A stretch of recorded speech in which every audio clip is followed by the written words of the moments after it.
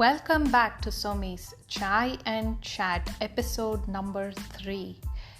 We are entering October, officially the last quarter of this year.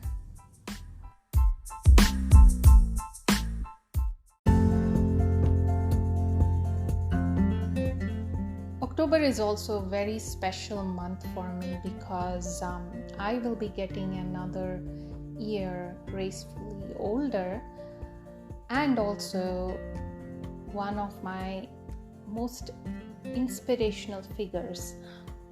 It's his birthday. Yes, if you have guessed it already, it is Mohandas Karamchand Gandhi, the person behind the Be the Change You Want to See in the World movement. He was born on October 2nd in 1869. Can't believe it's already 151st year since he was born.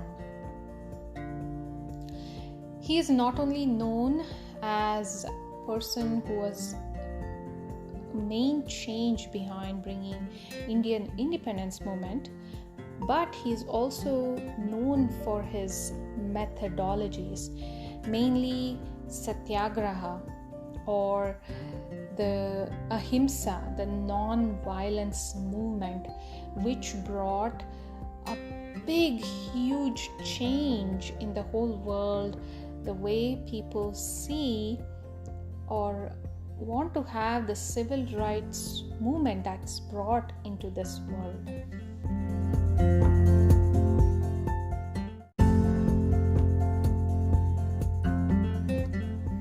I've been reading his book called The Story of My Experiments with Truth, and a lot of insights have come up in this book, which shows Gandhi was a normal human being at the beginning of his autobiography, and how he evolved to become such a strong force to bring Indian independence, to make every farmer or peasant to fight for the country's independence from the British ruling. That is why this book is very inspirational for me, and the little stories that I can connect with his life seems like he is a normal person among us. And those little stories bring about these bursts of energy that I can see in people and sometimes in myself. And those are the things that brings the momentum, brings the snowball effect in a person or their character into evolving into a stronger character they become, or I want to become as I evolve, as I grow older. And I'm very excited to share all these insights with my listeners, you all, today.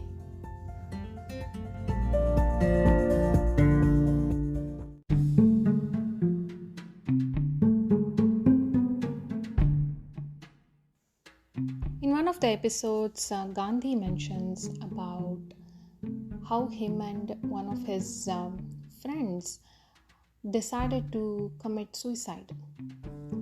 It is pretty funny that they would be thinking about this, and they were not very young, but somewhat younger, and they wanted to commit suicide because they were so disturbed that they had no independence, and for every little thing they had to ask permission of their elders. As this was the biggest barrier in their life, and they decided to commit suicide, they started searching for poison, and it wasn't easy to get hands for poison. So they went to some jungle, and they heard if they ate some seeds they would be dead in no time. And then they ate a few seeds and they waited to die. Nothing happened. And then I ate a couple more and then waited again. Nothing happened. By that time this fear started to creep up that about what happens if they die and what may happen to their body and things like that. And that's when Gandhi mentioned in the book that contemplating about committing to suicide is easier than actually acting or actually committing suicide. And that is when he says when somebody threatens to commit suicide, it had very little impact on Gandhi. And another episode is when him and his brother wanted to try cigarettes. They were at a phase, they were experimenting with smoking cigarettes because they watched one of their uncles smoke and it just looked so cool that they wanted to try. They didn't have money, so whatever the uncle smoked, and in the end whatever was left over that was thrown on the ground, they would pick it up and try to smoke. He didn't really enjoy smoking, he didn't really like the flavor, he just liked the way it looked, it appeared, the smoke coming out.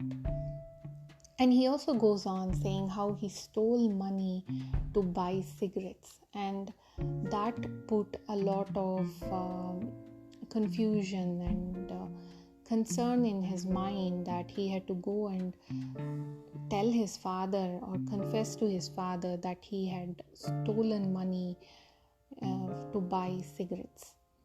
It wasn't just a small amount of money, but they also stole a bit of gold.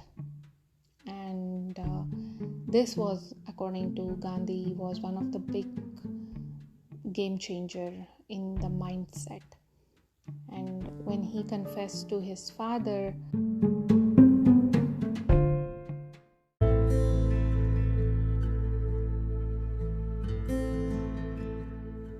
the way he confessed was by giving him a letter.